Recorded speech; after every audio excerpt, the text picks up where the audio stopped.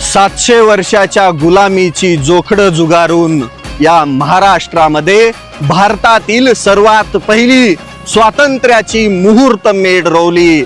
त्यातीलच एक सुवर्ण दिवस म्हणजे 6 जून 1674 छत्रपती शिवरायांचा शिवराज्याभिषेक दिन. आम्ही पण चाललोय, तुम्हाला पण यायचंय.